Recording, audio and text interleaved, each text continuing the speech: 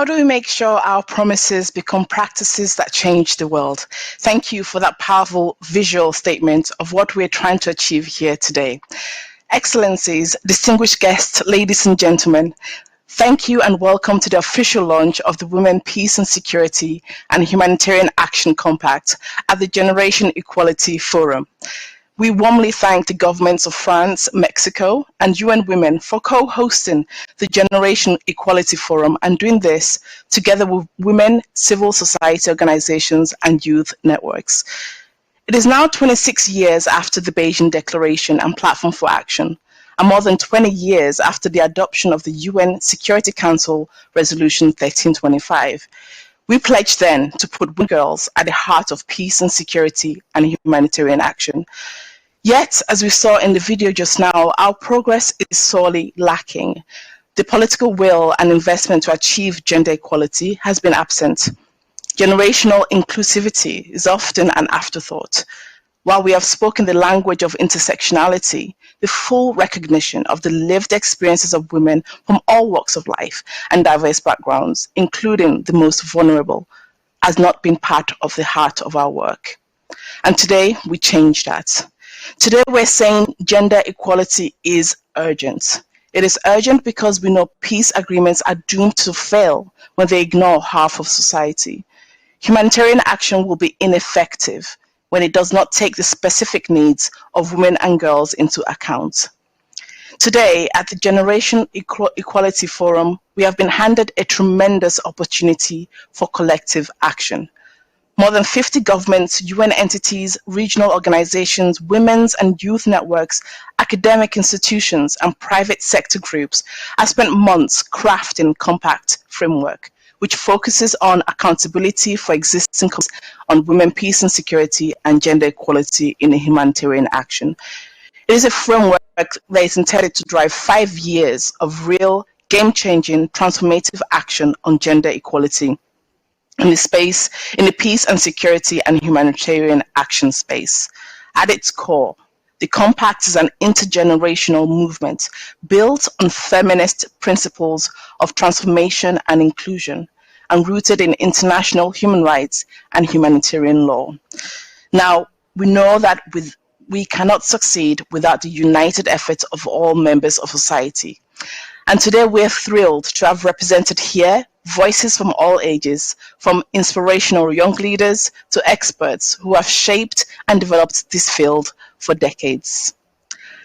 Over the next 2 hours, we will hear from peace builders, human rights advocates, change makers, and world leaders.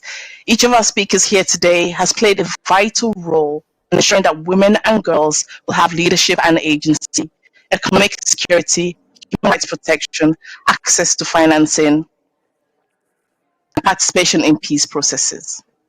And now, I turn to Phumzile Mlambo Nguka, Executive Director of UN Women, and Pramila Patton, Under-Secretary General and UN Special Representative of the Secretary General on Sexual Violence in Conflict, who will offer welcome remarks live from Paris. Over to you, Madam Phumzile.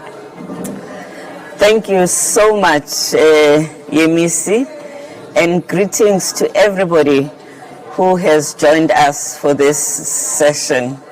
I am here with Pramila in Paris, who is the SG on sexual violence in conflict, and both of us are welcoming the remarks that you've just made. We are here today because we believe that we have not finished the job we started. In fact, it has become even more complicated. The issue of women who are affected by conflict is a challenge that requires all of us to work harder, faster, to accelerate the pace of change. Just like in generation equality, we are also trying to accelerate the pace of change in the implementation of the Beijing Platform for Action. We are accelerating change in making sure that we accelerate the implementation of 1325. We are also making sure that young people are part of this process. So I'm pleased that here in Paris, we have young people playing a significant role in the work that we are doing here in Paris. We are seeing women still sitting in the corridors where peace is being negotiated by men, inside where men are sitting at peace tables. We are still in places where women's voices are not being listened to. And women who are victims of sexual violence in conflict are not getting the help that they need. So today we have a lineup of speakers who want to talk about this and what we need to do at this time. And with COVID-19, the situation has become even more complex for most women all around the world. So today, myself and Camilla will lend our support to this process. Camilla, what do you say? Well, thank you, Yemisi, for inviting the Executive Director of UN Women. Thank you, Phumzile, for having me. I must say it is very exciting to be here, 26 years after Beijing, as you rightly pointed out, Yemisi, and 21 years since the adoption of Resolution 1325, which was a landmark resolution on women, peace and security. And you are so right, Punzile, that we should not have had to wait for so long. Gender inequality and discrimination are the root causes of conflict-related sexual violence, and its invisible driver.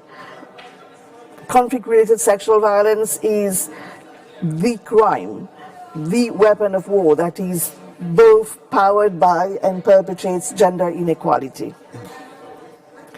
And you are so right that this crime in 2021 should have been consigned to a closed chapter of history.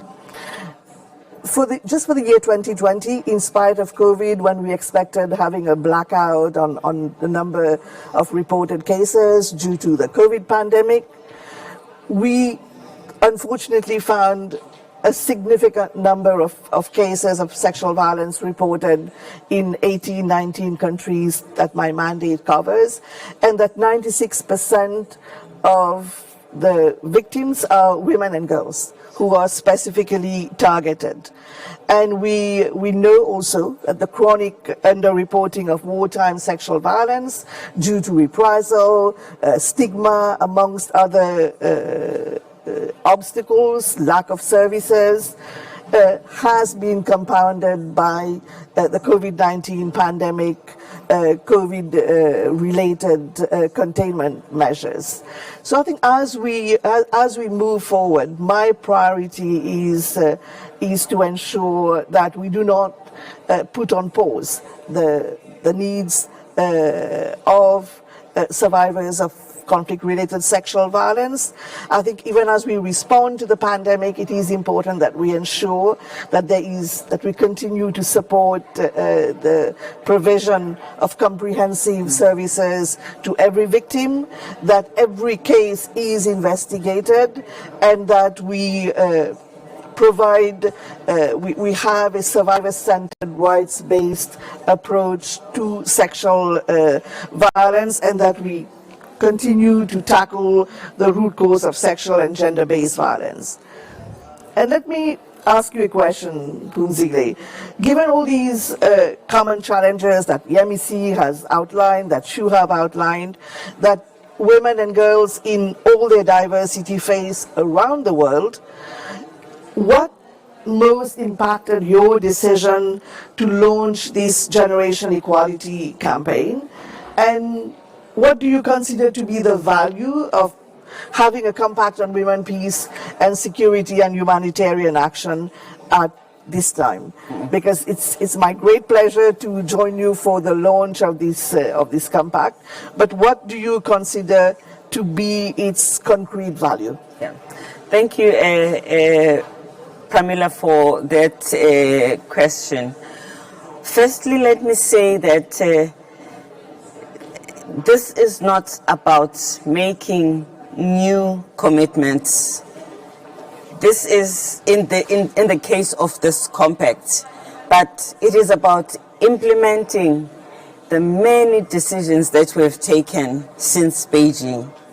But it is about accelerating the implementation of all those commitments that we made. It is also about bringing young people at the center of the implementation of all these commitments that have been made, and making sure that the implementation as well as the engagement of the stakeholders in the ecosystem of women, peace and security and humanitarian action has the hand of young people in them. We want to make sure that we also generate resources that are needed for this acceleration, because too many of the critical action have remained unimplemented because there has not been resources. We have said too much of the resources are going to buying of arms as against investment in peace. We want to take action to address that, as we have said before. We've also said before, there is also a lot of focus on measures that happen after a woman has been exposed to all kinds of painful experiences that women experience in this journey. So we want to ramp up prevention so that women do not even experience these. So generation equality is about acceleration. It is about the resources that are needed, and it is about preventing the acts before they even happen to women. Thank you, Madam Funzile and SRSG Patton. Indeed, we have not finished what we started, and that is why we're here today. So we move on now to the intergenerational call to action on the compact, and it is with pleasure that I'll welcome our next speaker, Gracia Michelle, co-founder and deputy chair of the Elders and chair of Accord's Board of Trustees. And joining her is Caroline Kitione, the regional focal point at Shifting the Power Coalition in Fiji. So Madam Gracia Michelle will speak first, and then we'll go straight to Caroline Kitione. Madam Gracia, over to you. Thank you very, very much indeed. And I would like to say hello to all the champions of gender equality, namely our own Phumzile Ngcuka and other colleagues whom I have the pleasure of having been working with for so long. Because my time is very short, I'll try to be very concise. 20 years ago, when we adopted the 1325 resolution to now, the nature of conflict has been changing. Not always we have confronting two sides in the conflict where you can have an opportunity to sit down and negotiate. I'm talking of experiences like on my continent, like in Mali, in Somalia, in Burkina Faso, now northern Mozambique. You hardly will have from the other side who are terrorists to sit down with them and negotiate. And this is one aspect.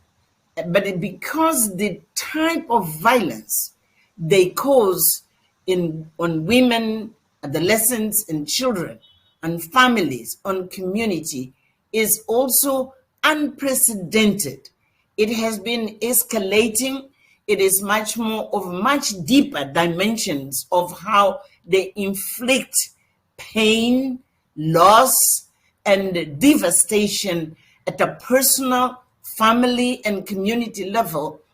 It is my humble suggestion that perhaps we need to revisit the framework and, more importantly, the content of what we provide as humanitarian action and even processes of recovery from conflict to peace.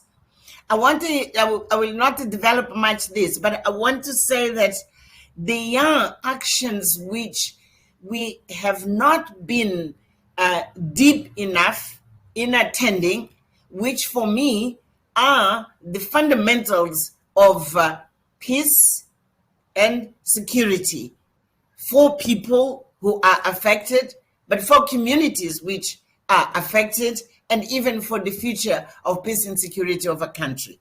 I think we need to revisit this. Second, I think we need to take into account that these women, adolescents, and girls, they are not objects. They are not only victims of conflict. They are resourceful. They do have inner strength, which we need to enact and to enhance, to help them to recognize in themselves the ability and agency of taking control of their own life again after conflict.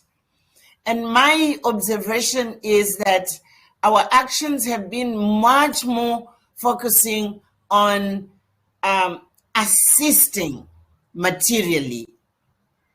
But these women, adolescents and girls, their body, their spirit, and their soul, they need to be supported to regain the wholeness of who they are from inside. And the programs directed to this, in my view, are very weak. And we need to strengthen this, because the secret of peace and security in future, it has to come from those who have been directly affected, to be the one who become the voice first, and they help us to reshape the agenda of how best we can reunite and reconcile, even to reconcile communities, to reconcile our nations, so that we have stability and we have peace and we have prosperity.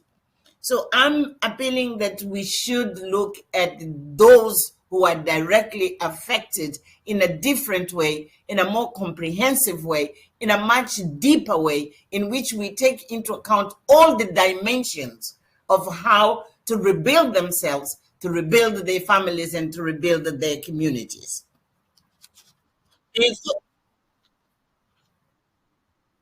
Move you on to the next speaker. I'm welcoming Caroline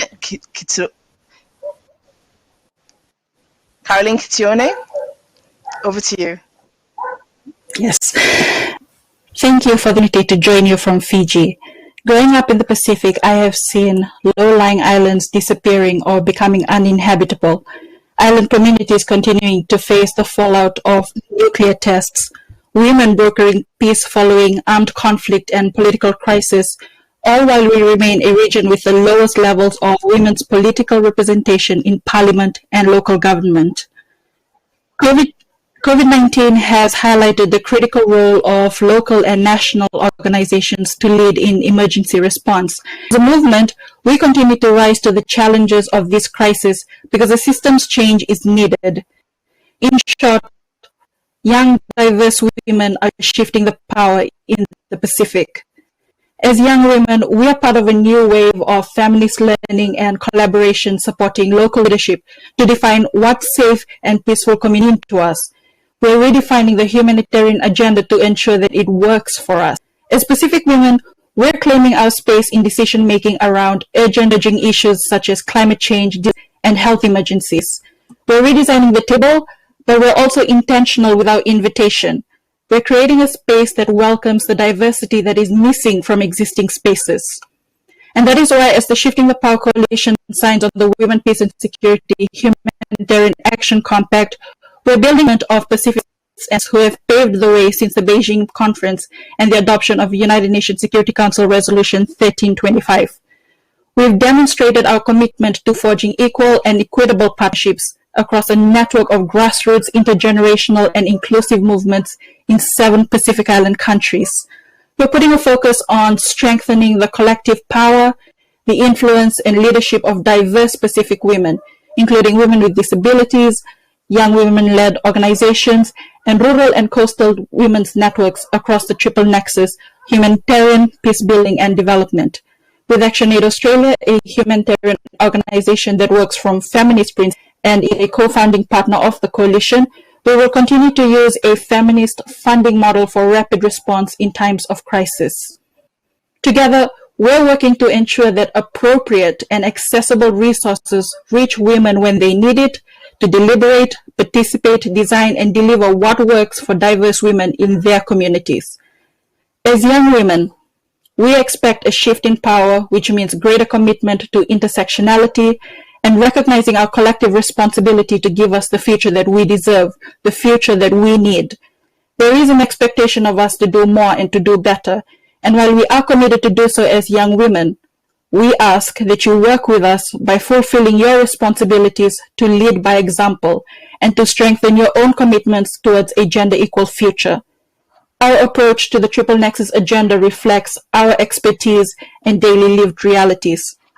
As young Pacific women, we will continue to co-create partnerships to increase the influence, visibility, and reach of local women leaders in humanitarian, political, and peace processes and decision-making.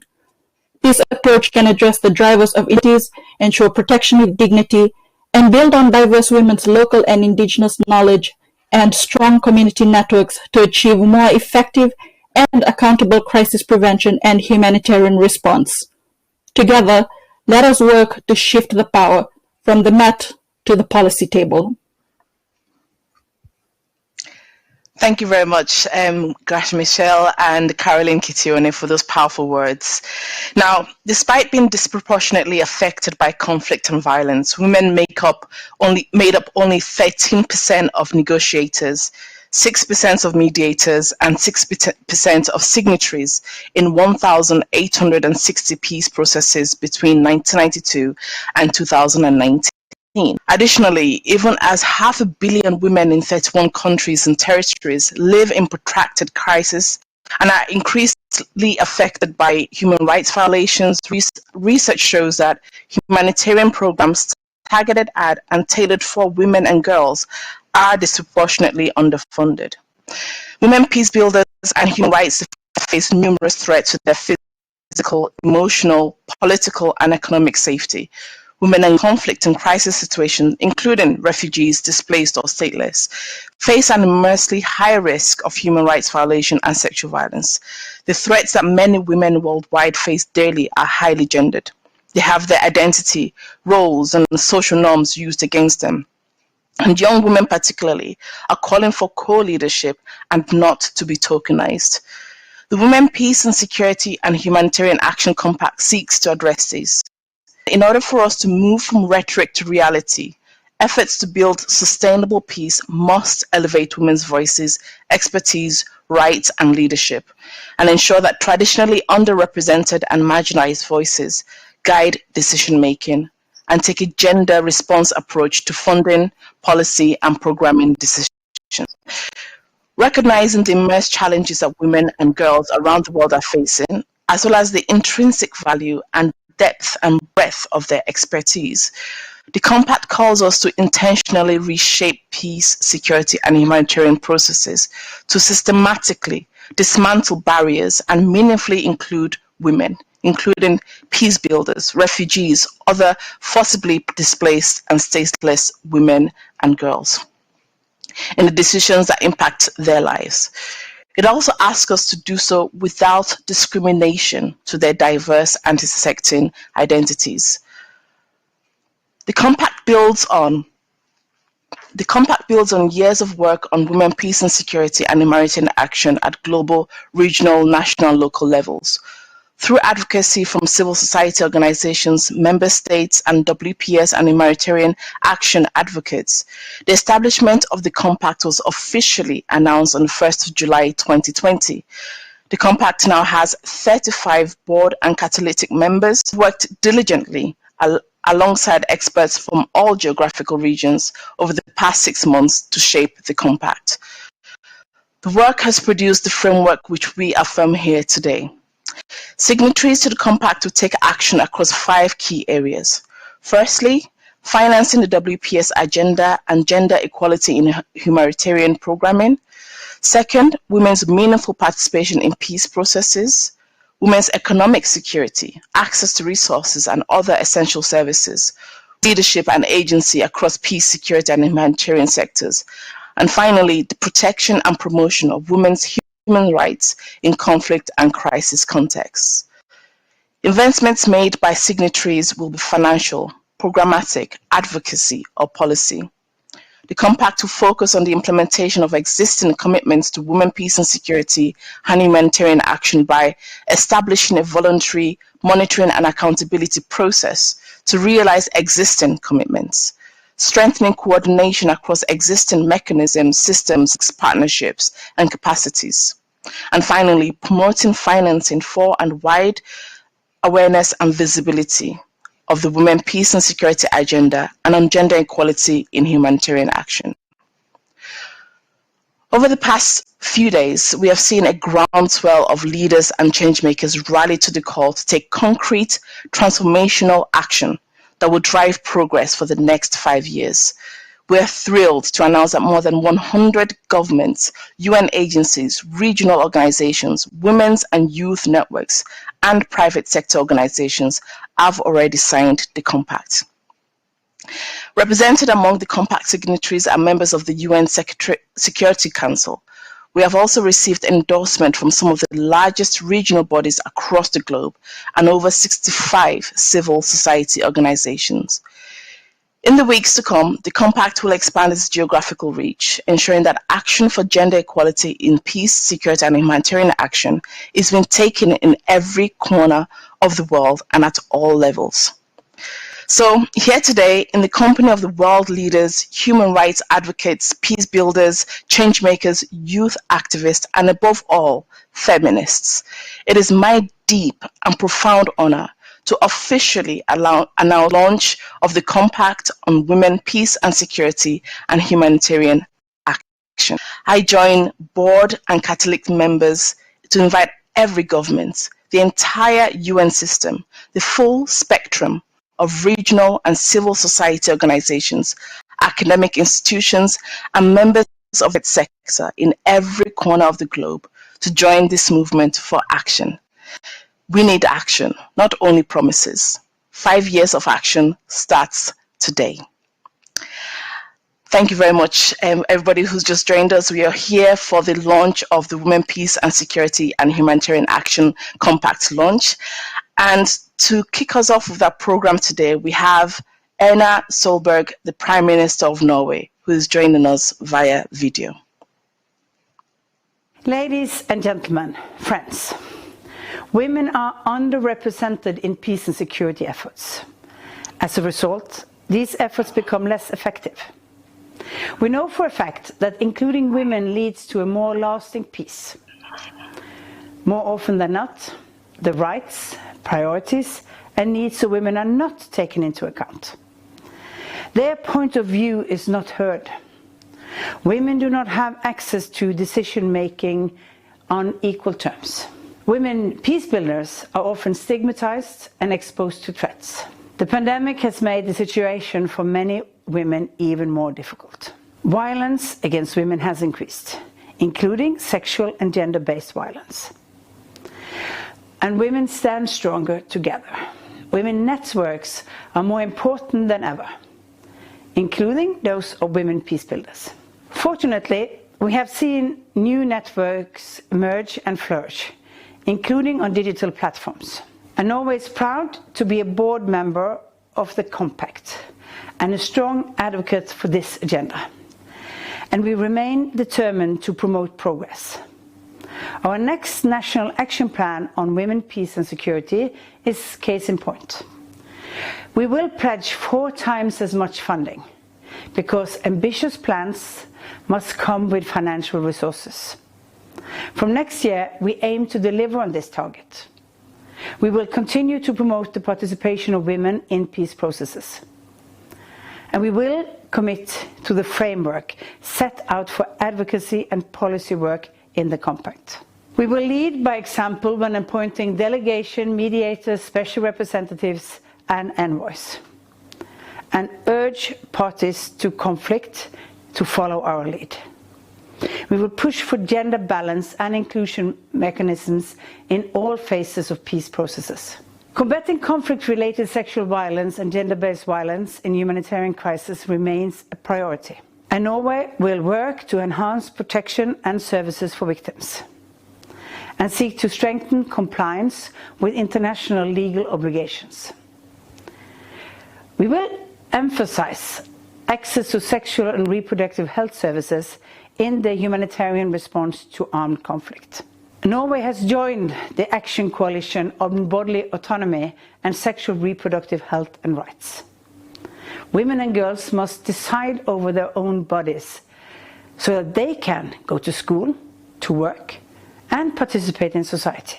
When rules, culture, or other obstacles do not stop them, women can be anything they aspire to be.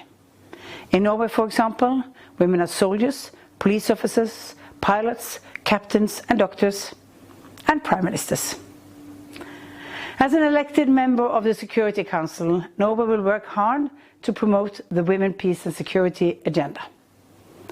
We shall strive to make lasting impact on the ground, because this is what this compact is about: turning commitments into real improvements for women and men affected by conflict.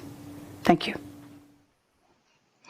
Turning commitments into real improvements, and that is what the compact is about. Thank you, Prime Minister Erna Solberg, for your remarks, and Norway's pledge to commit 4 times as much funding to achieving its next National Action Plan. So we go now to Ms. Gillian Triggs, Assistant High Commissioner for Protection at the United Nations High Commission for Refugees, UNHCR. Ms. Triggs, over to you. Thank you very much, Yemisi.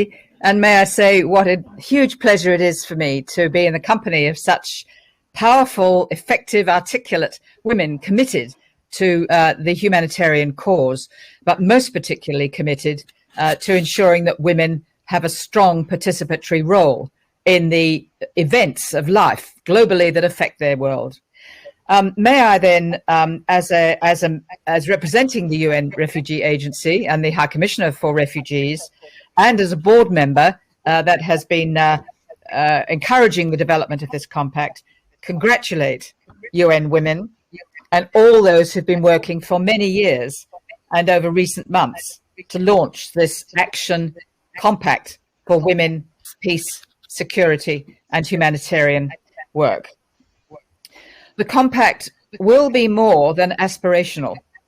We already know that the 5 years of action that starts today will be supported by $40 billion in new investments, the largest ever collective infusion of financial resources into global gender equality.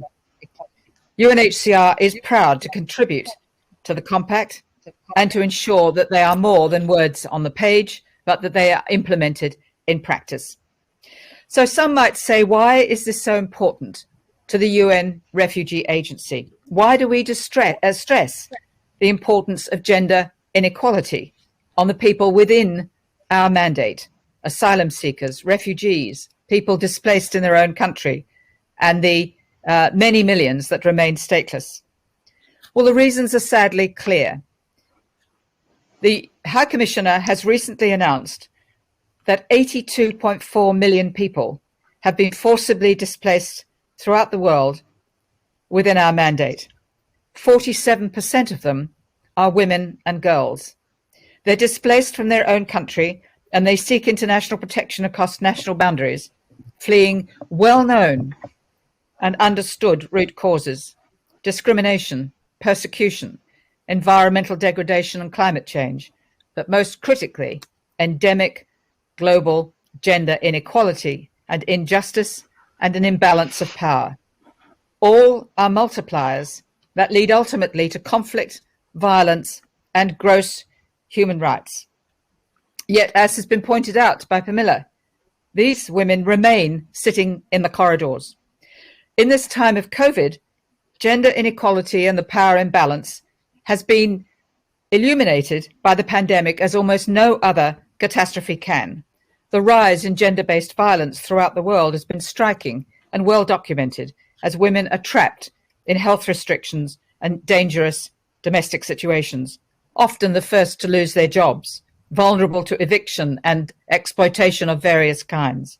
We fear, sadly, that the huge gains made in education for girls will now be lost because many girls will not be returning to school as COVID subsides.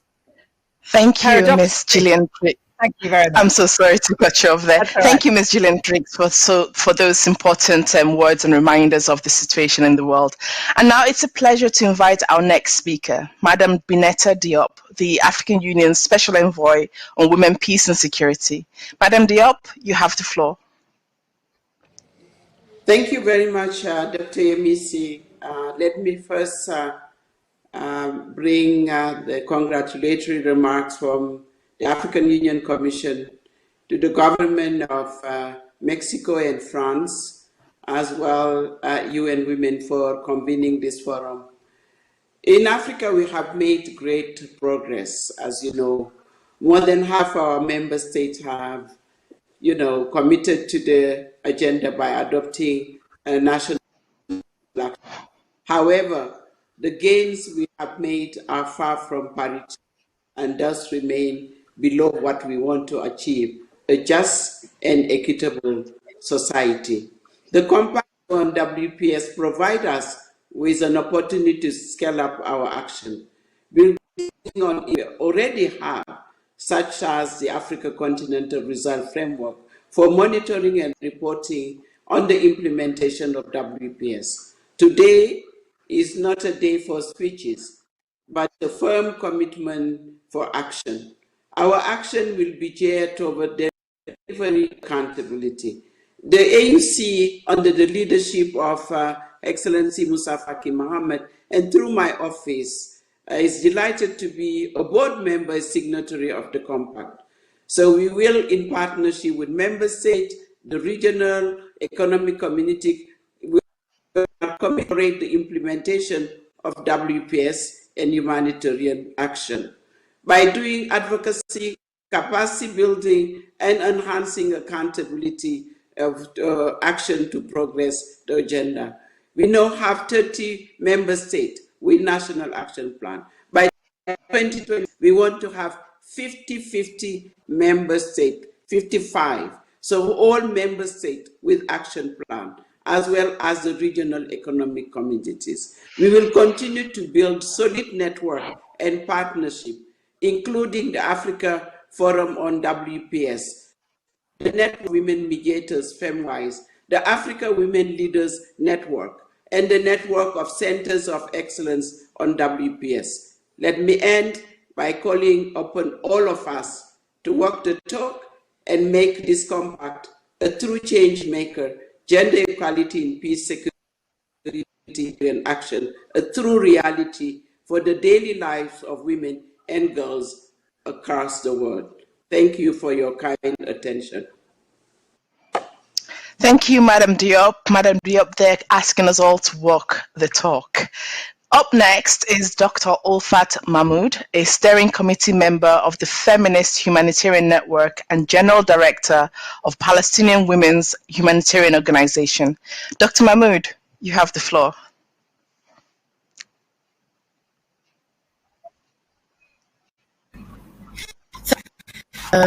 Excellencies, distinguished guests, feminists, women and men, sisters and brothers, and everyone. Let me first tell you a little bit of my experience on women's rights and women's work and women's rights organization.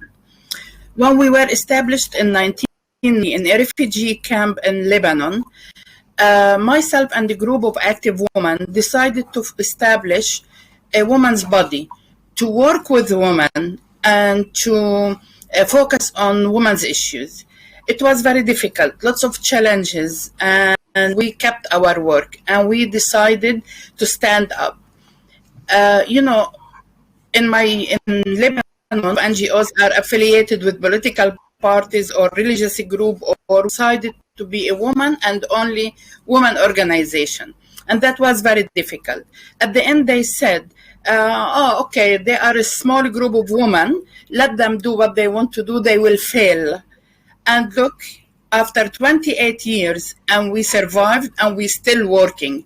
So when women insist on doing something, they reach their aim. And here I am representing the Feminist Humanitarian Network. As Feminist Humanitarian Network, we are extremely pleased to have humanitarian action included in this compact. As you know, always during emergencies, during crises, women and girls and the rights of women and girls are affected badly. So this is very critical to include them in our global commitments to advance the rights of women and girls everywhere. As FHN and women's rights organizations, networks, and feminist movements in the Global South responding to humanitarian crisis, we think that the financing of our work as a critical humanitarian actors, and this contribute the lack of fund to women's humanitarian work or rights organization or to women's organization, it's actually make our work undermining our power and our work. And to the essential work that we do.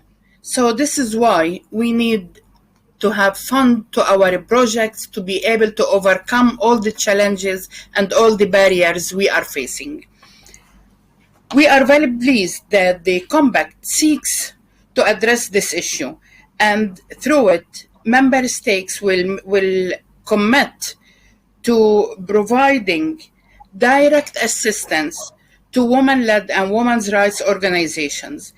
This funding will ensure that our efforts are sustainable, and as I mentioned earlier, it will remove all the barriers that stand in our way.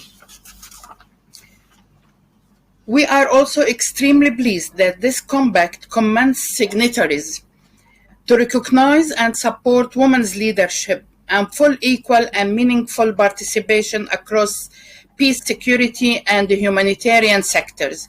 During COVID-19, FHN, they conduct a survey, a research, and this documented clearly the extent to which women's rights organizations in the Global South are excluded from decision-making in humanitarian action, and the lack of recognition that we receive for the essential frontline efforts that we lead.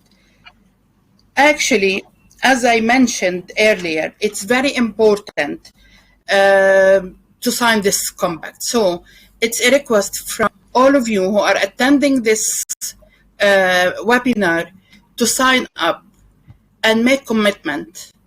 And after 5 years, what happened to your commitment? It's very important and it's very essential.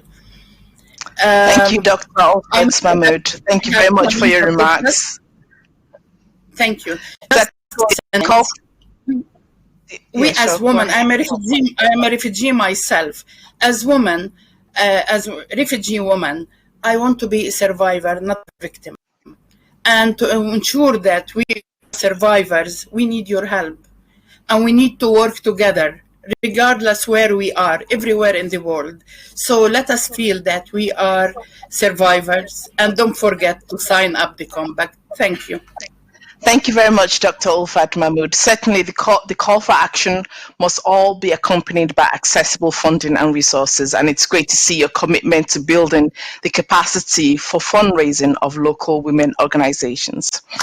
Our next speaker is Ms. Mavic Cabrera Boleza, CEO and founder of the Global Network of Women Peace Builders.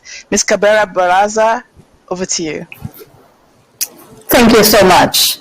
The Global Network of Women Peace Builders is a civil society board member of the Generation Equality Forum Compact on Women, Peace and Security and Humanitarian Action. Our organization commitment as a board member is to ensure the meaningful participation of women's rights organizations and civil society groups working in conflict-affected situations and humanitarian emergencies around the world in the work of the Compact. The Compact on Women, Peace and Security and Humanitarian Action is a result of civil society's advocacy. Like the groundbreaking United Nations Council Resolution 1325 on Women, Peace and Security that was advocated for and co-drafted by civil society, we also co-drafted the Compact framework. At the core of the Compact are the voices of women and young women who live through violent conflicts and humanitarian emergencies every single day. Many of them cannot be in Paris, nor in front of a computer or mobile phone to join us today. And I'm not only talking about the money to buy a plane ticket or connect to the internet.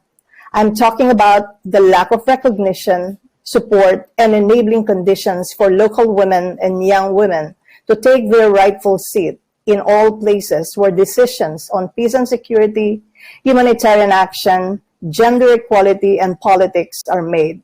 This is why the global network of women peace builders and hundreds of civil society groups fought for the intentional integration of women peace and security, youth peace and security, and humanitarian action in the Generation Equality Forum.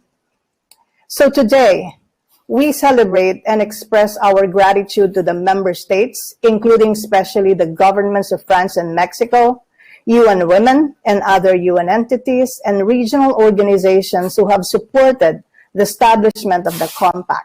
We are all privileged to be part of this global movement. At the Global Network of Women Peace Builders, we are inspired by what the Compact can deliver. Greater investment into existing commitments on women, peace and security, and gender equality and humanitarian action, and greater accountability for their implementation. However, lessons learned from decades of civil society work on these issues tell us that good frameworks and policies are not enough. A policy or framework is only as good as its implementation. Therefore, we call for the implementation of specific actions presented in the Compact framework.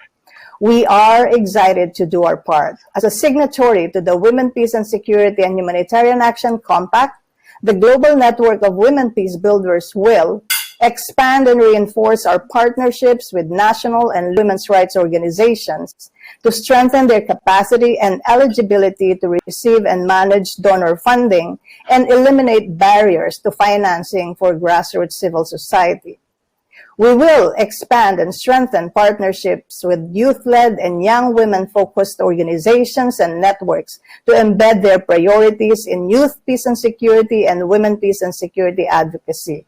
We will provide technical and advisory support to women mediators and women peace builders in peace processes and support them at all levels and stages, including through creating and sustaining systematic links between formal and informal peace processes. We will also recognize and engage men and boys as partners in addressing and reversing harmful gender norms and promote the inclusion of gender-related provisions in all ceasefire and peace agreements in humanitarian assistance and delivery. I invite all of you to become signatories of the Compact. Together, let's turn words into action, rhetoric into reality, and commitments into achievements. Let's use the Women, Peace and Security and Humanitarian Action Compact to build a vibrant global movement on existing commitments. A movement that recognizes local women and youth peace builders and humanitarian actors as the leader influencers. In the deepest of our hearts, we know that they are the pioneers in advancing gender equality, sustainable peace, and feminist humanitarian action. Thank you for your attention. Thank you. A policy or framework is only as good as its implementation. Those are great and poignant words there from Ms. Cabrera Baleza. And thank you to all our speakers so far who have shared their commitment to the Compact. Now we'll take a short break now to hear from the first of our two Changemaker speakers. And first up is Ms. Mtithel Mahmood, a Sudanese American poet and UNHCR Goodwill Ambassador. Ms. Mahmood, over to you. Hi, thank you so much for the introduction, and it's been really wonderful hearing all the beautiful words shared here today. I'm going to contribute a poem and a couple of remarks at the end. This poem is called The Schoolhouse. The fire burned all night as we sang songs of change, huddled close by the east side of the school, how the baobab trees would scrape the sky, how the water would reach down to the root of the well, how the sand ran red with flecks of gold, how the English came and left their mark, each village a land of the living ghosts, the grandpa who taught in the time of Nimeri, the aunt born at the start of a 30-year overdue uprising. The wind blew shards that night, cutting our voices short, dicing through our frantic conversations as our stories were told from every corner of our land. The medical students made fun of the humanities kids. I, a visitor of both worlds, a settler of none, found myself clamped tightly between a group of girls who pulled me close without question. who wrapped me tight in the embrace of hope. Our hearts turned all outward until the meaty bits shone, damp and bloodied by our sheer audacity to still bleed love into this place that swallowed us whole and spit us out generations later, still fighting for our lives. We slept in 2 huts by the north side of the school, and the boys all huddled under the roofless place, where in the morning students would gather each day, 4 walls and the hot sun beating down on their hungry backs, but not tomorrow. Tomorrow comes and I stand at the front of the schoolhouse, no windows, no door, no roof, 4 walls, 1 chalkboard, 8 benches. The sky is auburn that morning, turning sheet white with the creeping sun. My students crammed in with every teacher, parent, sheikh, engineer, sister we could find. Our green scarves of chain wrapped gently around our necks, doubled as masks to keep the dust out when we marched ever eastward toward the capital. Our journey of 1,000 miles began with a single desk. Me standing at the front, tongue-tied, core shaken by the magnitude of what we were doing. The words wouldn't leave my mouth. I've stood on both sides of the classroom before, but this time, unsure of what to say, I closed my eyes. Old memories of studying under the burning sun, staved off only by the cool shade of the trees outside our homes, competed in my mind with recent days spent climbing the white stone steps of my university. Such a stranger I felt to my own life, visitor of both worlds, settler of none.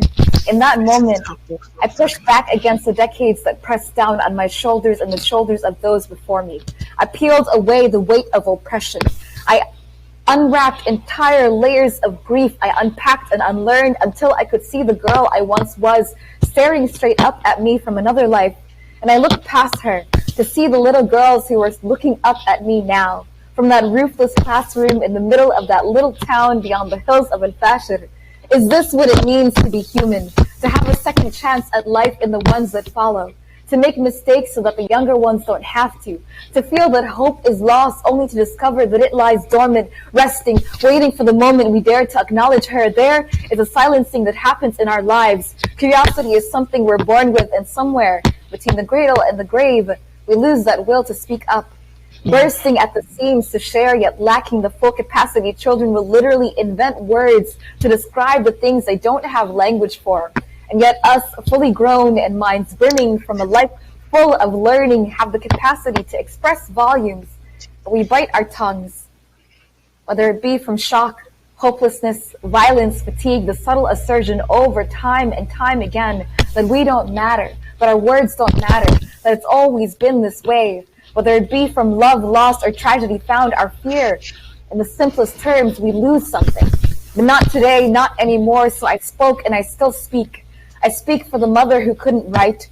I speak for the hunger in every child. I speak for the villages, the cities, the states. I speak for the will to reimagine it all. I speak for the little girl who wanted to grow up and be a poet.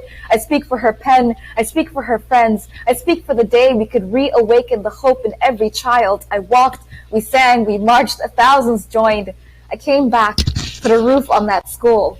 Ms. Zainab, the principal, said it was just in time for the rainy season, that if we hadn't called, they would have taken the kids 25 kilometers a day away just for the chance to learn. A year later, the dictator fell, but the roof is still standing. A year later, I can hear the voices echo off those walls, rain falling on a tin roof, but landing on a brand new day. Thank you. I just want to say that the reason that I wrote that poem was because of the peace movement we were able to start in Sudan, and I was able to take what we learned from the people and act as an independent, unaffiliated advisor, the youngest, to the peace agreements in Juba last year. And the change that we need is not just one girl or one woman succeeding, but an entire generation moving forward with all of us at their backs, all of us moving forward into safety, into freedom, a world that not only accepts but welcomes our existence and celebrates our lives, supports our well-being, upholds our freedom and our humanity. You have to put vulnerable people at the forefront of change, not as tokens, but as the leaders of the change. Please listen to what the people are saying.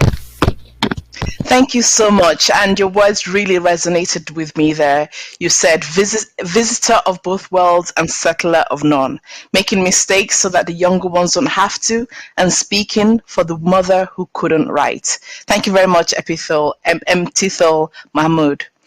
Now, we return now to hear from more of our signatories. First up, joining us via video, we have Samantha Power, Administrator at the United States Agency for International Development.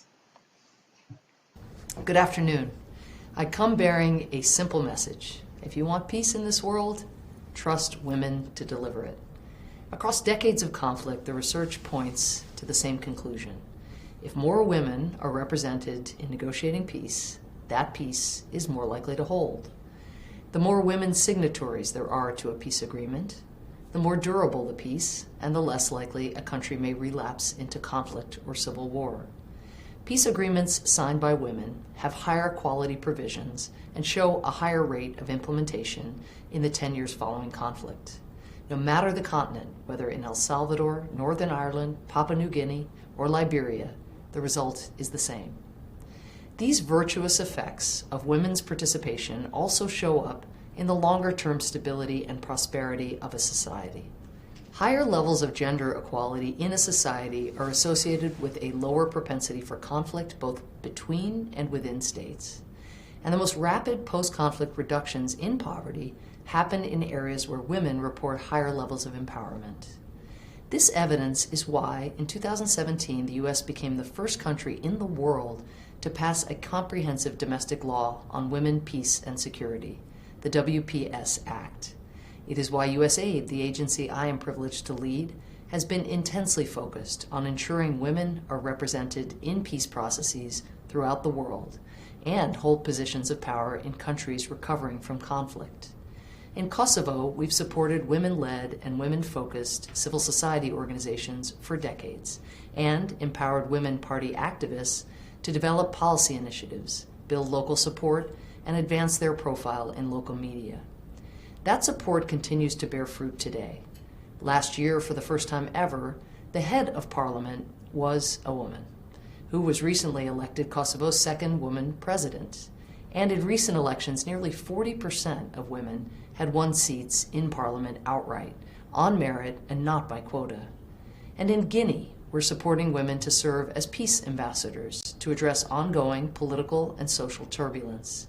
These women have worked to identify and facilitate the timely, peaceful resolution of nearly 50 community-level conflicts in the country, while also leading educational outreach events for citizens on conflict resolution. And as a result of this program, many of these same women have been promoted to local political and administrative positions. To cement and expand this important work, the U.S. launched a strategy last year to advance women's meaningful participation in preventing and resolving conflict, countering violent extremism, and building post-conflict peace and stability.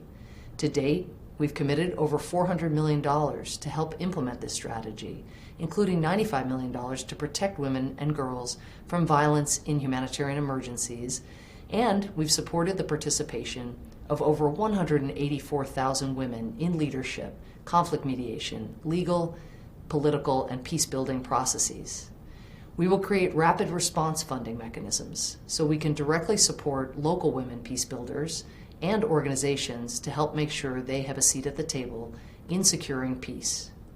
Greater strategic attention, increased funding, rapid response funds, these are steps we urge all nations to take when it comes to enshrining a role for women in matters of peace and security.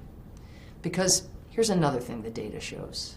Despite the benefits of including women in winding down conflict, they are still frequently blocked and kept out of peace processes. Since 1992, about 70% of all peace processes did not include women signatories or mediators. This isn't just shameful, it's ignorant. It makes our world more dangerous. So as we sign on to the Women, Peace and Security and Humanitarian Action Compact, something the Biden administration is eager to do, let's make sure we live up to its values and live up to its commitments. And let's build a more peaceful world because of it. I thank you. If you want peace in this world, trust women to deliver it. A very clear statement there from Ms. Power of USAID. Thank you. Now, our next speaker is Ms. Elga Maria Schmid, Secretary General of the Organization for Security and Cooperation in Europe. The OSCED is the world's largest security-oriented intergovernmental organization and a catalytic member of the Compact on Women, Peace and Security and Humanitarian Action. And we have a video statement from Ms. Helga Maria Schmid. Ladies and gentlemen, the road to gender equality is long, full of obstacles and possible setbacks. To get there requires courage, perseverance, and our full commitment. The COVID-19 pandemic has been a major setback, deepening existing gender inequalities. Its impact on our economies and societies has affected women disproportionately. We have also seen a dramatic surge in violence against women and girls. So we need to step up our efforts now. The OSCE is proud to be a catalytic member of the Compact on Women, Peace and Security and Humanitarian Action. It will help us strengthen our efforts to achieve gender equality. The OSCE's strong commitments are embedded in the 2004 OSCE Action Plan for the Promotion of Gender Equality in over 40 Ministerial Council decisions and in our extensive work integrating a gender perspective in our efforts to prevent and resolve conflicts. Let me give you a few examples of how we implement our commitments. The OSCE supports participating states in developing national action plans on women, peace and security. 40 out of 57 participating states already have a national action plan, twice as many as in 2010. We train officials in law enforcement and the judiciary on combating gender-based violence. We support organizations that work with survivors, and we facilitate the exchange of best practices. Stronger international efforts are needed to address the root causes of gender-based violence and to strengthen the relevant legislation. So the OSCE has also joined the Action Coalition on Gender-Based Violence. To promote women's economic empowerment, we support women entrepreneurs in Central Asia and Southeastern Europe and create women's professional networks in all our sub-regions. We also aim to address the impact of the digital gender divide on the future of work. Within the organization itself, the gender parity strategy aims to ensure that all our staff have an equal chance to contribute and succeed, and that our work environment is safe, inclusive and fair. As a catalytic member of the Compact on Women, Peace and Security and Humanitarian Action, the OSCE will focus on two priority areas of the Compact. First, we will work towards women's full, equal and meaningful participation and inclusion of gender-related provisions in peace processes. We will do this by bringing together networks of women, peace builders and mediators, providing them with training to build their skills. We will also strive to ensure that young women peace builders participate in peace processes in the OSCE region. And second, we will support women's leadership and full, equal and meaningful participation across peace, security and humanitarian sectors. Our Office for Democratic Institutions and Human Rights, ODIHR, supports participating states in developing policies that enhance a gender-responsive and human rights compliant institutional culture, as well as women's leadership and agency in security and defense sectors. The new Gender and Security Toolkit, developed jointly by ODIHR, UN Women and DCAF, will support policy advice and capacity building, helping to integrate a gender perspective into security sector governance and reform. Through these and other initiatives, we will scale up our partnerships with women's networks to advance their leadership across the humanitarian, development, peace and security sectors. The OSCE is fully committed to the Compact's success. Through our concrete actions and commitments, we hope to see more women using their expertise in conflict prevention, mediation and other aspects of comprehensive security at all levels, local, national and regional. More gender-sensitive peace agreements, more women represented and meaningfully participating in security institutions, and stronger networks of women change makers working in security, human rights, media and beyond. This will not happen overnight, but by working together with our full commitment, I am certain we can make real progress towards gender equality in the months and years ahead. Thank you very much. Thank you, Ms. Helga Maria Schmidt, and great to hear about the Gender and Security Toolkit, which tracks 10 years of global developments in gender and security and comprises of 9 tools and a series of policy briefs. I'm sure we'll all find it informative and valuable. Next, we have Mr. Jean-Pierre Lacroix, Under-Secretary General for Peace Operations at the United Nations Department for Peace Operations. Mr. Lacroix joins us by video. Excellencies, colleagues and friends, I welcome the Compact on Women, Peace and Humanitarian Action, an urgent and timely initiative for transformative actions to achieve gender equality and full implementation of the Women, Peace and Security agenda in the triple nexus of peace, development and humanitarian action. The Department of Peace Operations is at the forefront of accelerating the implementation of the Women, Peace and Security agenda in line with the Secretary General's Action for Peacekeeping initiative and his call to action to peacekeeping partners to embrace feminist approaches to transform women's full, equal and meaningful participation. I have also made it my personal mission to champion the integration of gender equality and women, peace and security priorities in all aspects of our work as a powerful tool for effective peacekeeping. Women continue to be at the front lines of peace and security. Women are leading conflict resolution efforts. They are often informally brokering peace, yet they are excluded from formal decision-making processes. The COVID-19 pandemic has exacerbated existing gender inequalities and created even more challenges. As a result, ensuring women's leadership and participation in peace and political processes has become even more urgent now. Ladies and gentlemen, over the last 5 years, we in the Department of Peace Operations have redoubled our efforts to implement our Women, Peace and Security mandated tasks. This has helped expand the political space for women in peacekeeping contexts.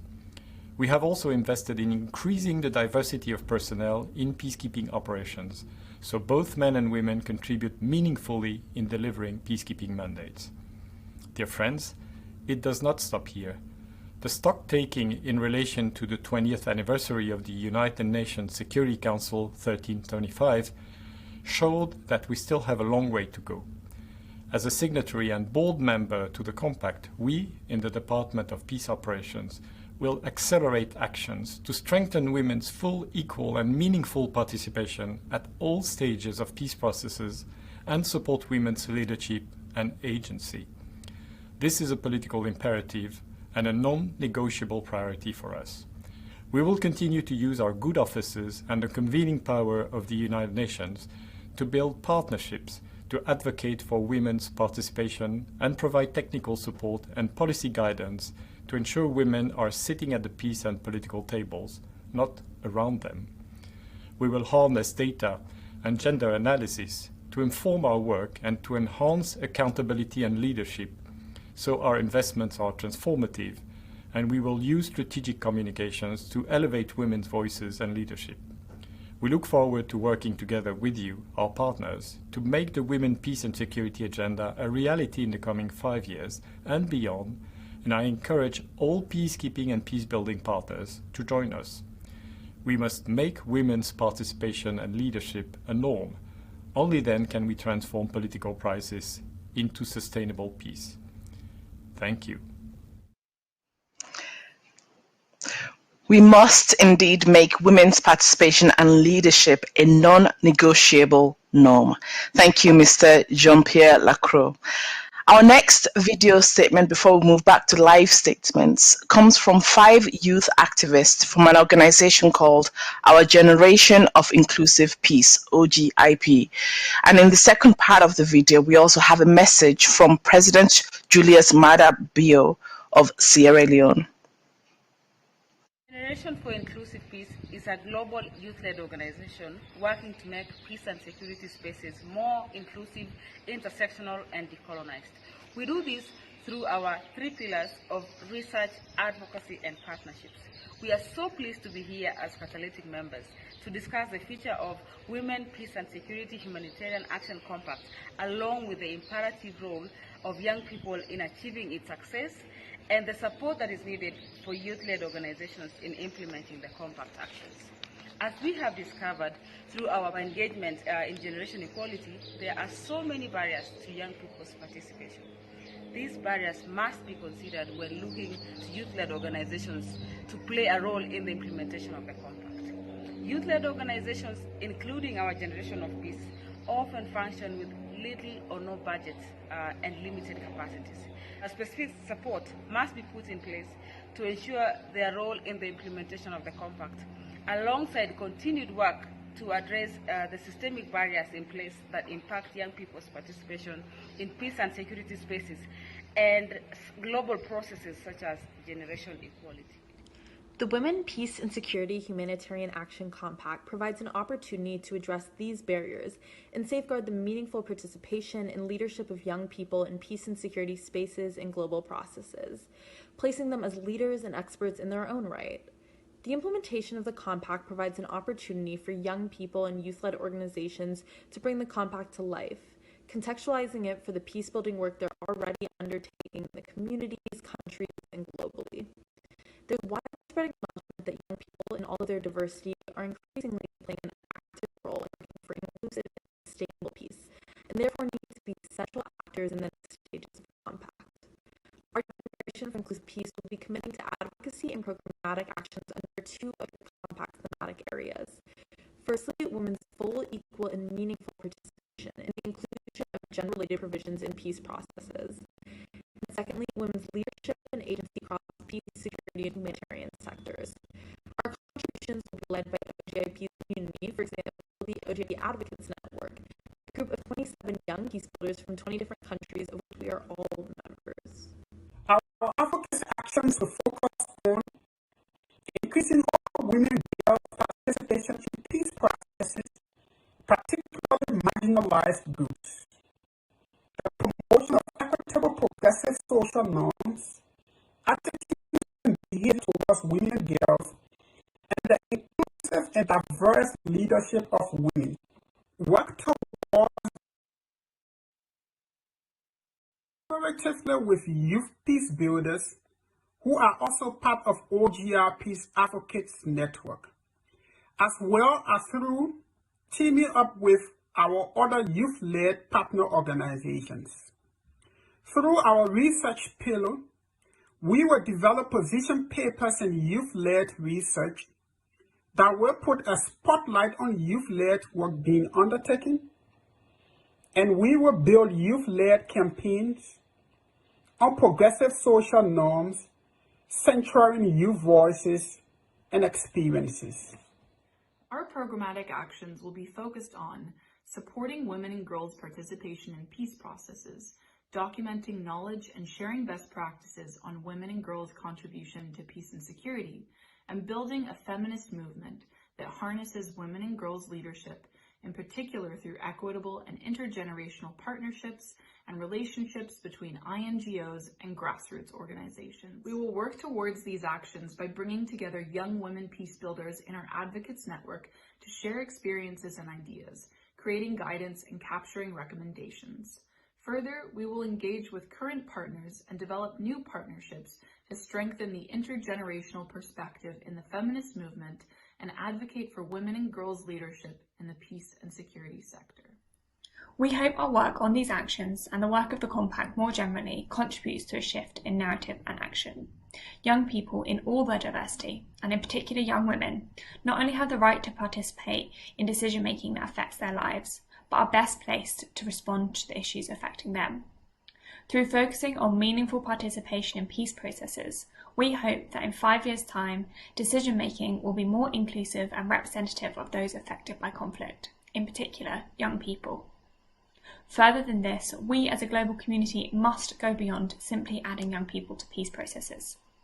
Underlying systemic inequality must be addressed. The structures of peace processes themselves must be questioned, and the root causes of conflict and instability must be responded to. Young people are working for sustainable and inclusive peace and imagining a new reality. Global processes such as generation equality need to listen and to ensure they can participate in order to realise this reality.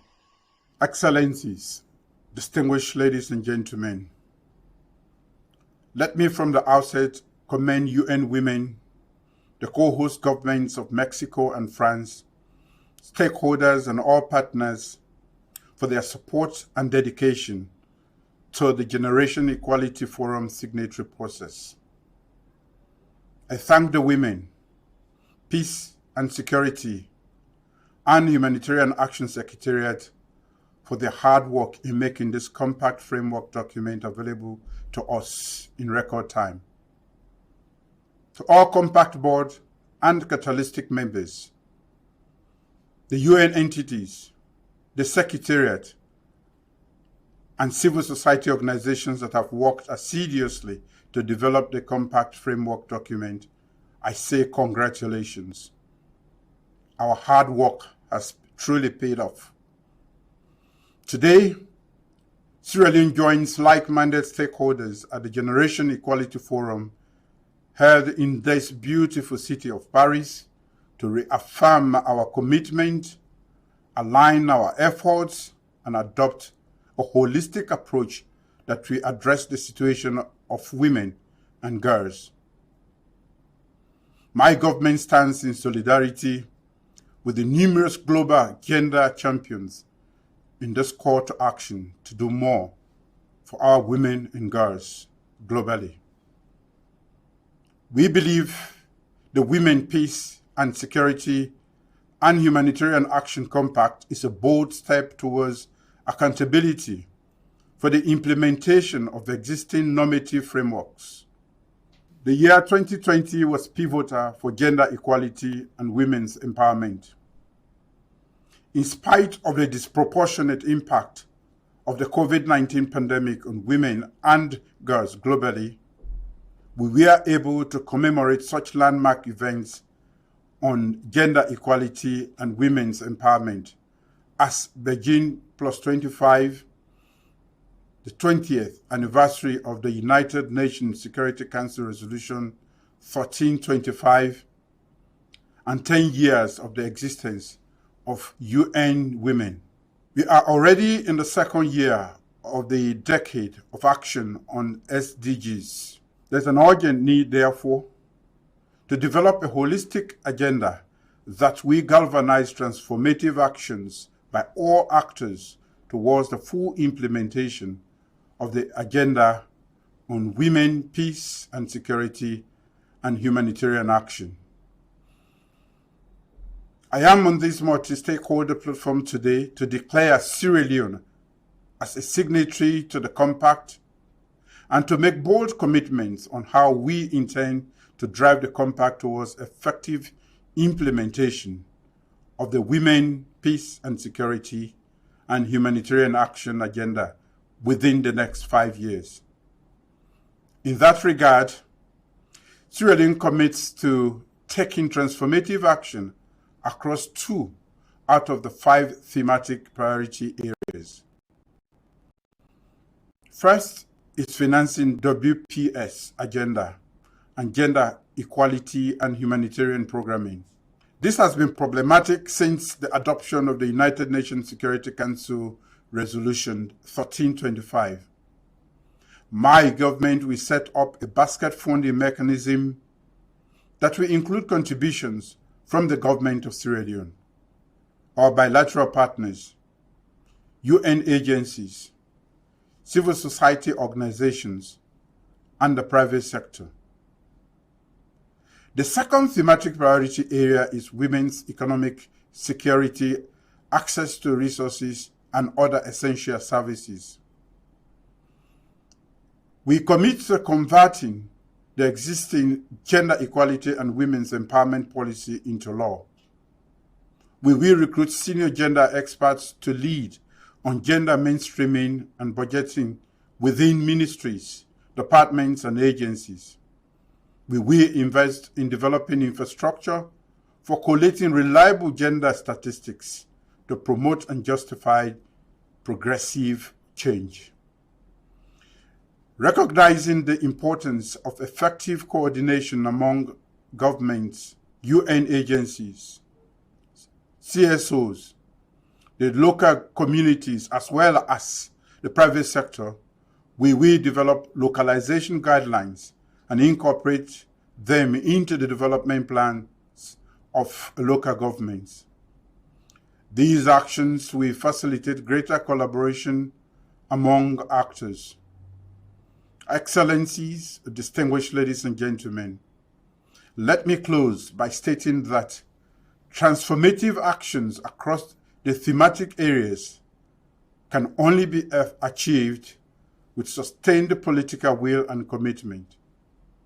As signatories to the Compact, let us all commit to implementing, monitoring, and reporting. We will, on our part, continue to mobilize other stakeholders around the Compact.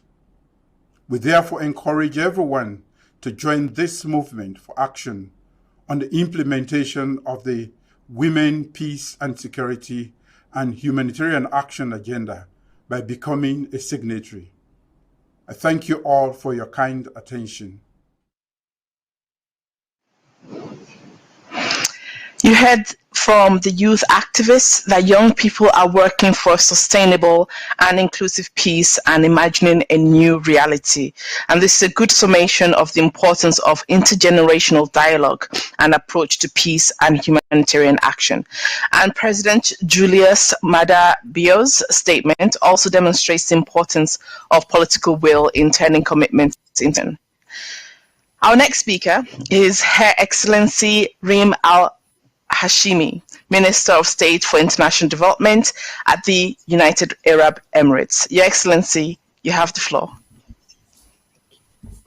Thank you very much. Excellencies, dear colleagues, dear friends, new and old. The United Arab Emirates is honored to be part of the Generation Equality Forum, and I'd like to thank France, Mexico, and naturally UN Women for their leadership in this endeavor, which has brought us all here together this afternoon. As a board member, we are delighted to witness the launch of the Compact, as it offers tools, partnerships, and tangible steps to accelerate and implement the Women, Peace and Security agenda and place women at the forefront of decision-making sectors around the world. We see this both as a moral and economic case for gender equality in the security and humanitarian fields, and of course the broader world as well. Empowering and accounting for women and girls results in more sustainable peace, faster economic recovery, and better development outcomes for the society as a whole. We are committed to shaping the policy, advocacy, and programmatic investments in support of this evolved approach to peace and relief, and will make inclusion a matter of priority as an incoming member of the UN Security Council. In line with our commitment and support for the active participation of women in peace and security, I'm pleased to share the recent launch of the Fatma bint Mubarak Women, Peace and Security Center of Excellence. This is in line with the current Sheikha Fatma bint Mubarak WPS initiative, which will continue to provide training and capacity building to the third cohort of women peacekeeper trainees in 2022. In addition, we will collaborate with the Office of the Special Representative of the Secretary General for Sexual Violence and Conflict to include a specific program that aims to prevent and to respond to acts of sexual and gender-based violence. I'm also delighted to announce that as part of the follow-up to the Generation Equality Forum, the UAE will host a WPS conference in November during the World Expo in Dubai. We hope to draw on the millions of visitors to reach new audiences, as well as engage the thousands of companies at Expo to explore different areas in which we can implement the Compact. We also commit to working closely with Compact partners to leverage available opportunities and track progress on the implementation of these commitments and indeed accelerate towards this progress. The Compact could not have come at a more critical time given the simultaneous burdens of conflict, climate, and a global pandemic. I'm encouraged by the level of determination we're all hearing today. This forum in Paris is an important milestone in our trajectory, and the UAE is prepared to undertake this journey with you all. Thank you so much for your time and attention.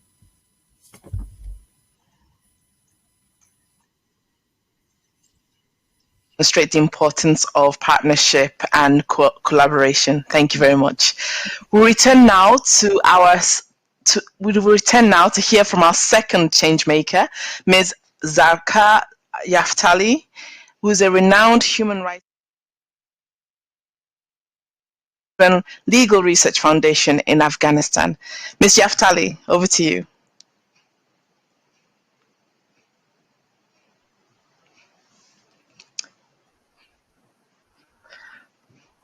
Speakers and esteemed participants of this important launch.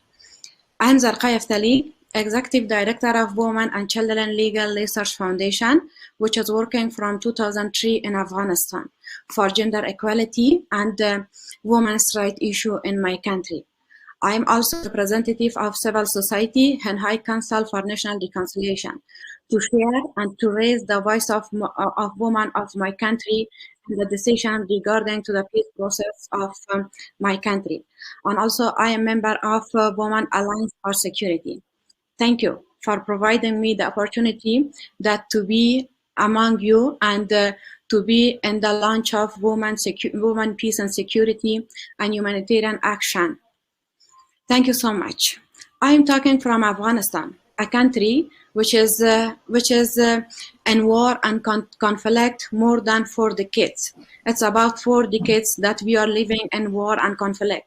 And unfortunately, we lost a large number of our population. And it is include of women of my country. I was born in war and conflict, and I grew in war and conflict. In a country that there is a war and conflict, the violation of women's rights will be there always. And I was the witness of violation of women in my society, in my country. Because of this, when I was child, I decided when I become young, I will be an activist, and I will be HRDs for women of my country and for children of my country. And because of this, I became a researcher at the first and want to research to find the problems that women and children are facing in my country. And according to the findings that I can find from the research, then I advocate and raise awareness for the people in the different level in my country to change in the minds and to change in the behavior of my people, that they are not aware from the rights that women have in my country. And in Afghanistan, when as Afghanistan is a traditional country, there is lots of problem and challenge for all people. When a woman wants to be an activist, and when a woman wants to be work for other women of their country, so there is lots of problem regarding to being of a traditional custom in my country, because Afghanistan is a traditional country, and problems that we are facing regarding to insecurity in our country. So because of this, I decided to be a peace builder and to work for coming peace in my country. I did a lot of research regarding to women meaningful participation in the peace process, and we started our advocacy that women should be part of the peace process and peace negotiation in Afghanistan. But finally, we find the opportunity to start the peace negotiation. The peace negotiation that is already is ongoing between the government of Afghanistan and the Taliban, the opposite party which is in Afghanistan, and now we are in the negotiation. So this was the result of our advocacy and struggle that now we have 4 women in the negotiation team of Afghanistan. Now we have 10 women in the High Council for National Reconciliation, but it is not enough. We are advocating and we are trying a lot to increase the number of women in the negotiation team and also to increase the number of women in High Council for National Reconciliation, and to have women in the decision making, the decision that will be take place regarding to the future of the country, regarding to coming of peace in my country. Women and my generation are the victim of the war which is in my country, and we didn't plan for this war, but we are the victim. And because of this, we are struggling a lot for coming peace in our country, because the peace is a dream for all of us. Inside of this struggle and advocacy for women meaningful in the peace process and for women protection, unfortunately, there isn't any mechanism for women protection in Afghanistan. For women peace builder, for women that they are a mediator, and for those women that they are working for women's rights and humanitarian issue in Afghanistan. Nowadays, we are witness the killing and targeting a large number of women from civil society. Every day, women are killing and targeting in the different provinces of Afghanistan because they are advocating for women's rights. They are raising their voice to protect the achievement and the achievement that we gained during the past 2 decades with lots of sacrifice and with lots of struggle. Because of this, these women, my generation, my country women are killing and targeting nowadays because of not being any protection mechanism for themselves. And because of this, I am using the opportunity from this compact, and I want to urge to the all state entities, UN agency, and all the member of this compact that they should be a stand with Afghanistan women. They should support Afghanistan women, and they should not put alone Afghanistan women in this critical time.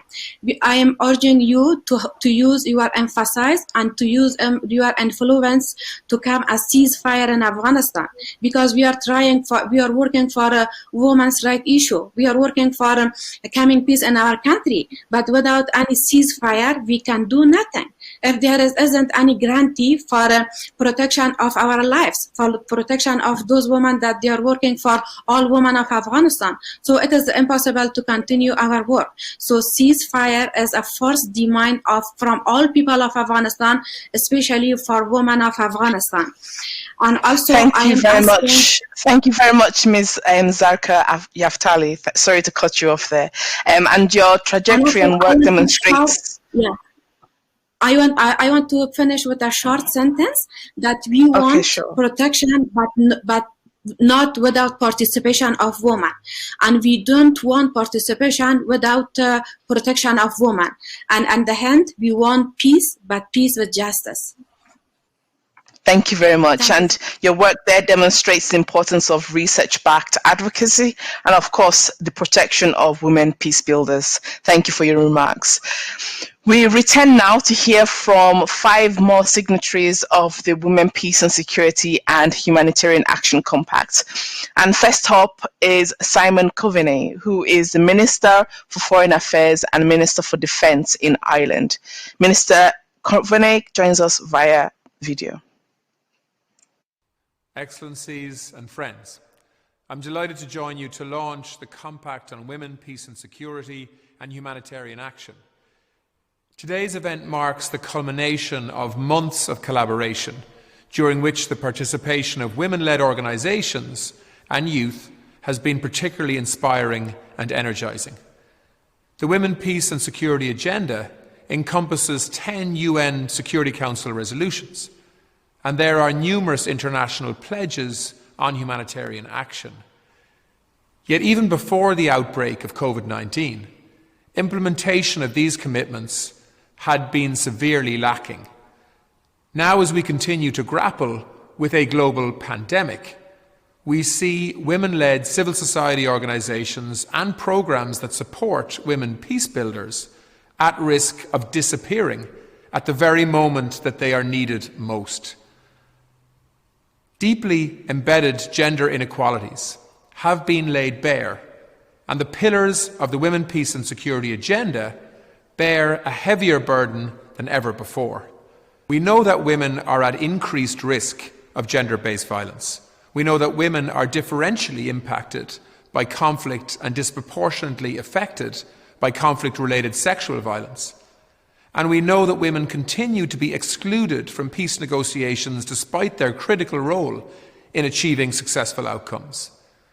Now, as we contemplate building back better and more inclusively, it is time to act. We call on all countries to become signatories to this compact, to demonstrate their commitment to bridging the gap between aspiration and action. Ireland, a board member of the compact, is proud to have already adopted a number of actions contained in the framework. We commit to investing at least $50 million in feminist and women's rights organisations and $1.5 million in the Women's Peace and Humanitarian Fund over the next 5 years. We will invest an additional $18 million on ending gender-based violence and emergencies and female genital mutilation. And we will continue to support the work of UN Women, having committed to a 60% increase in funding already this year. Ireland is also proud to have championed girls' education through the Generation Equality Forum process and to commit $73 million to the Global Partnership for Education. But finance support is not enough. The Compact also calls on signatories to strengthen their advocacy for women and women's civil society organisations. Ireland, including in the context of its current UN Security Council tenure, will maintain pressure on all peace process actors to work towards women's full, equal and meaningful participation in peace processes. We will continue to work closely with civil society and partners to ensure women's voices are heard and, more importantly, listened to at the Council and in other international fora and reflected in our own national statements. Ireland looks forward to working with fellow signatories on these and other issues in order to fully realise the vision of the Women, Peace and Security Agenda.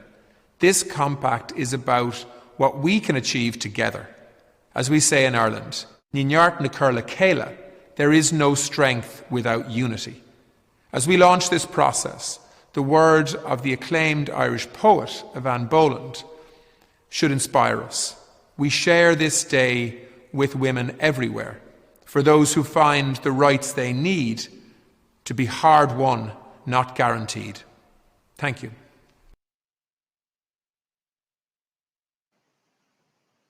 Thank you, Minister Coveney, for that call and pledge for financial support and advocacy for women and women's civil society organizations so that we can build back better and inclusively. There is indeed no strength without unity. Our next speaker is Madam Diego Ndiaye, President of the Peace and Security Network for Women in the Economic Community of West African States, ECOWAS. Madam Ndiaye, over to you. Thank you very much, Madam Moderator. I'm therefore on this platform where I was invited to express the commitment to the compact, but also to applaud this launch ceremony of the pact, which is a major coalition for peace and for security and for humanitarian action. The WPS network in Africa is an organization bringing together 15 countries from West Africa. The challenges, security challenges, are linked up to the implementation of political processes have played a pivotal role. And when it comes to the development area, and as you're all aware, women of the ECOWAS area of the Sahel are strongly impacted by the conflicts emerging from all this, and they're experiencing political instability, which is raging through the ECOWAS region, endemic, abject poverty, a lack of social cohesion in some countries, conflicts emerging from electoral voting processes, community conflict, terrorism, and extreme violence for several decades now. And this has been true since the independence in African countries. Women and their various partners are working hard to move forward women's rights. But the progress remains fairly scant up till now. Various indicators are below the results expected now, be it in the field political or economic realms, or be it in terms of basic rudimentary social services. Peace is the outcome of several factors, improving women's rights. And it means that all these factors, this improving women's rights contributes to sustainable peace. And in this regard, we propose for the next 5 years to set up a Marshall Plan or an African Marshall Plan to handle all these challenges and issues that have been thrown up. For example, the treatment of women, the problem of violence, the funding, the involvement of women, and the aspect of intergenerationality. And we need to have an overall encompassing approach. So we thought about a program which target all countries where women suffer.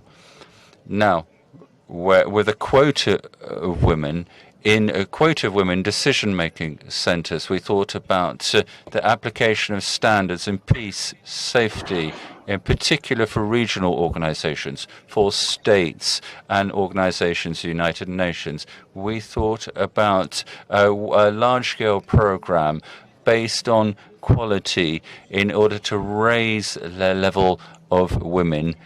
More recently, women who've been adversely impinged upon by the COVID-19 pandemic. The situation of women and young girls in various zones and being displaced, it's an alarming situation, and we therefore recommend several holistic interventions so they're able to live in the respect of the rule of law and freedom.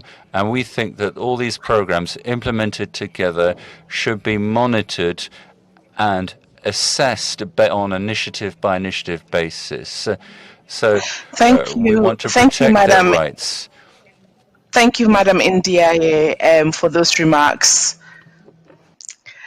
Now we go to Ms. Eva Maria Limets, Foreign Minister of Estonia.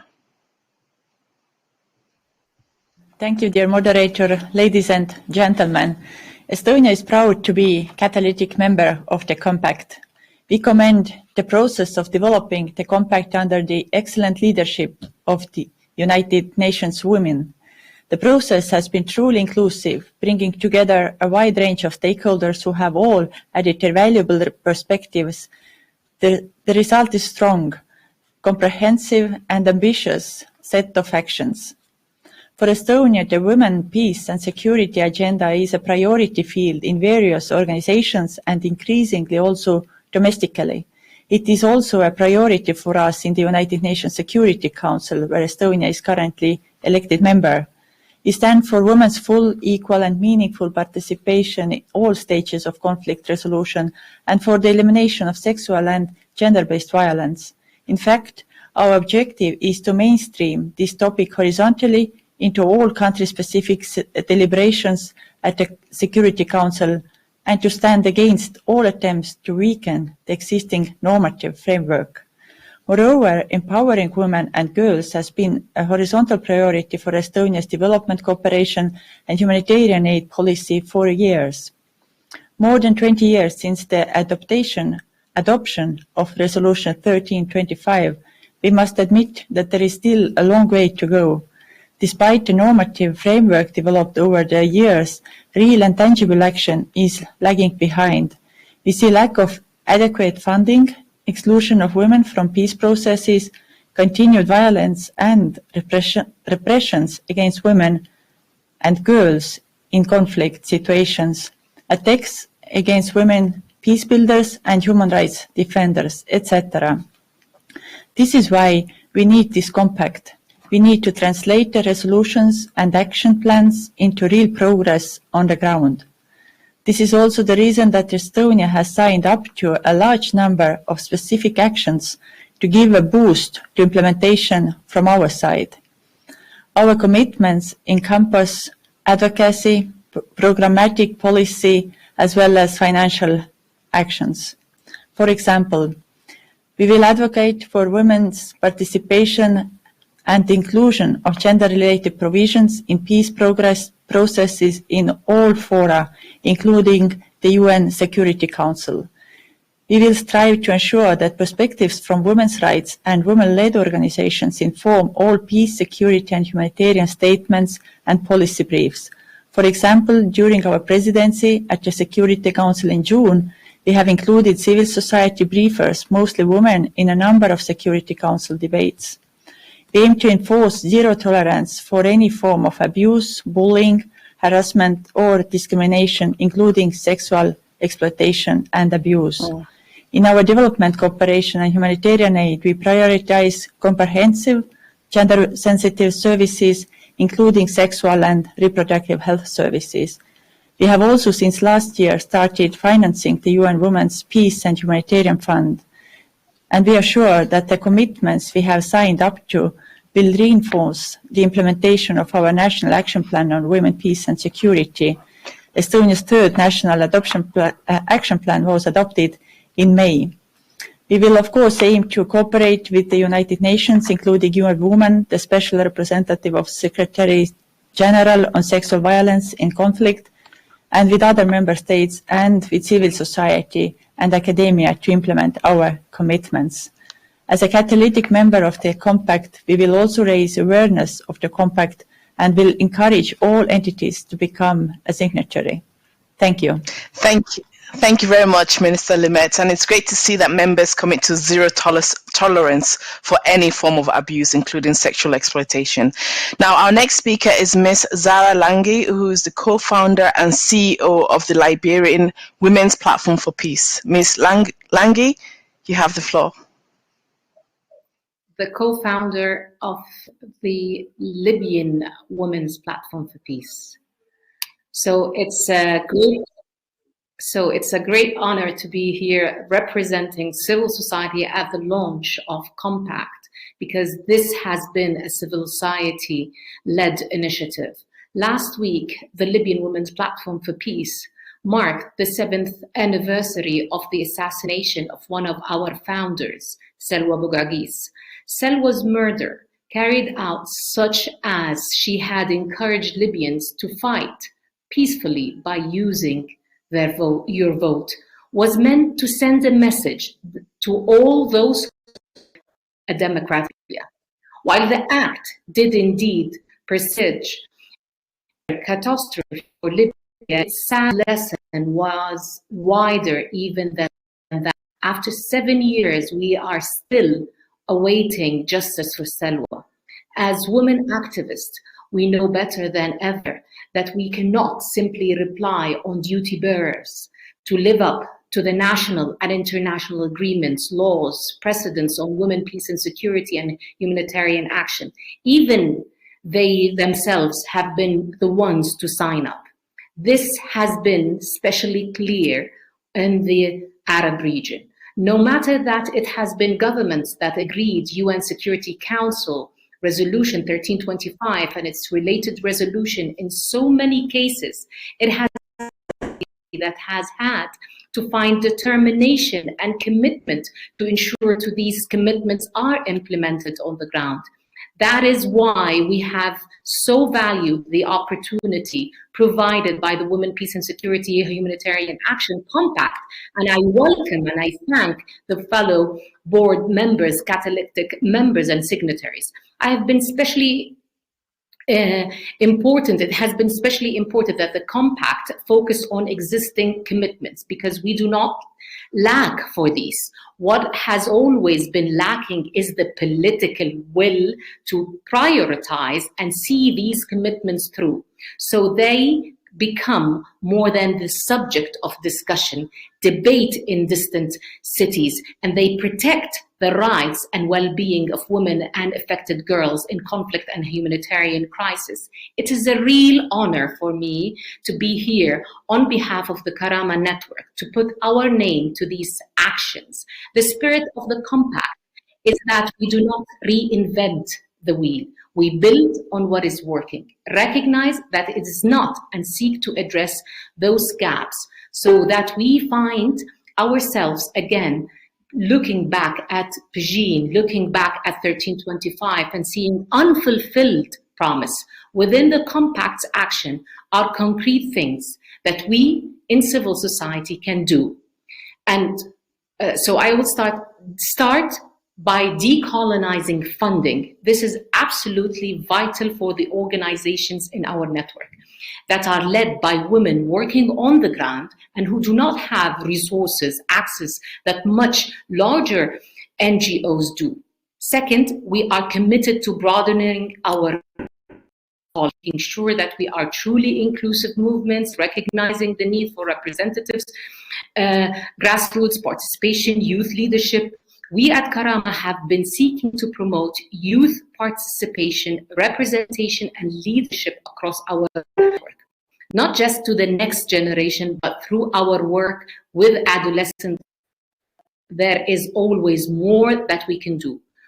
Third, we are also committing to ensure that the work civil society has done to promote women's leadership benefits wider efforts to increase women's participation. For a long time, women have built and led their own movements from the ground up because these have been the only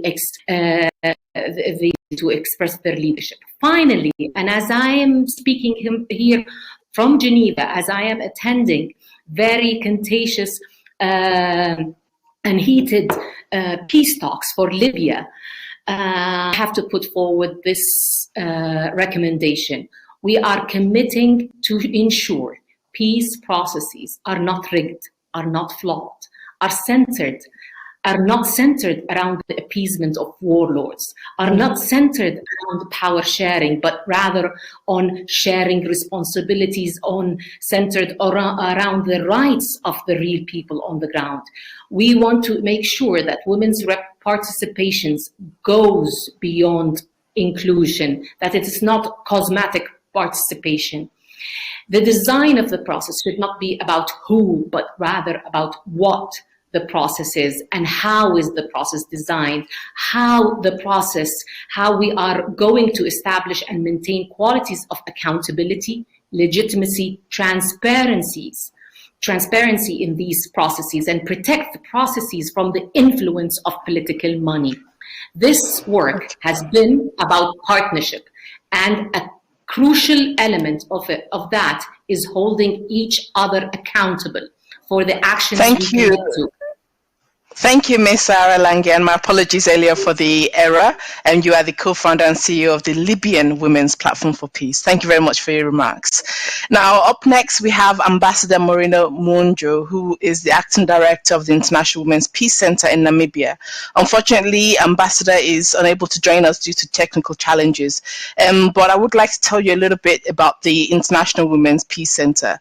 So, as we all know, Namibia was an initiator of the UNSCR 1325, and they have maintained a leadership role over the last 20 years. And in solidifying that role, they launched the International Women's Peace Center in Windhoek on the 31st of October 2020 to mark the 20th anniversary of the resolution. The objective of the center is to be a center of excellence which captures a unique niche of innovative distinction amongst institutions working with women, peace and security worldwide. So thank you very much to Namibia for their continuous lead when SEA 1325. Now, there are over 100 signatories to the Women, Peace and Security and Humanitarian Action Compact, and coming up is a short video slideshow of all the compact signatories.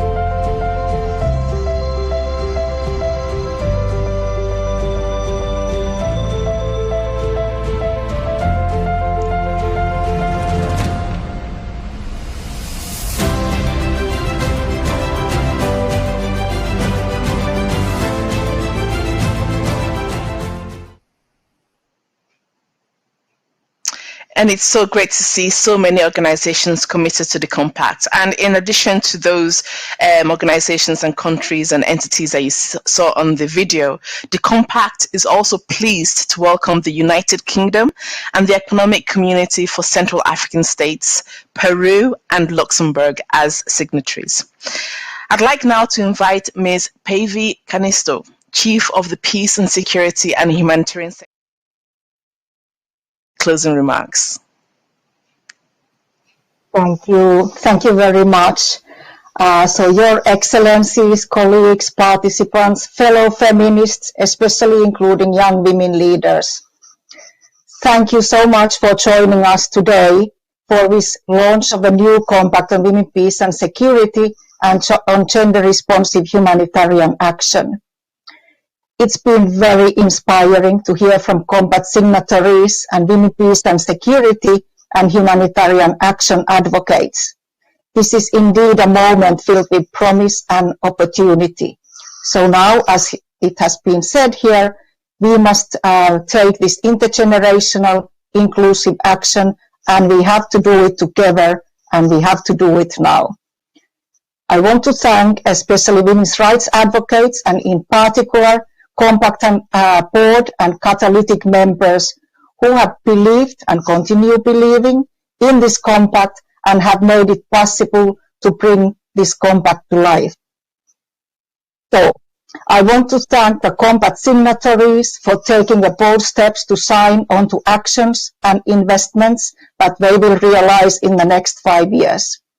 And a very warm thank you to my dear UN Women colleagues, particularly Compact Secretariat, who have worked tirelessly, should I say without sleep, for the past months and a year. So, to that end, I am proud that UN Women, as the Compact Secretariat, is also signing up to the Compact by investing in specific actions across all 5 thematic areas of the Compact. We will continue and build on our work in financing, advocacy, policy and programming to support women and girls as they seek to assert their rights to determine their own future, walking a path to sustainable peace. As the Compact Secretariat, we at UN Women will continue to provide our expertise and support on monitoring and reporting on Compact actions, supporting coordination and ensuring visibility for the Compact.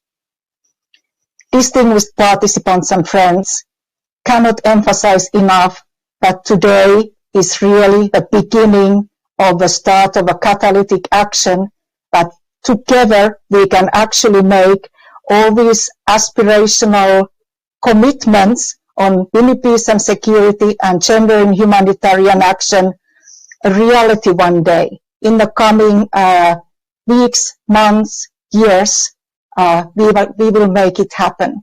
We look forward to working with all of you.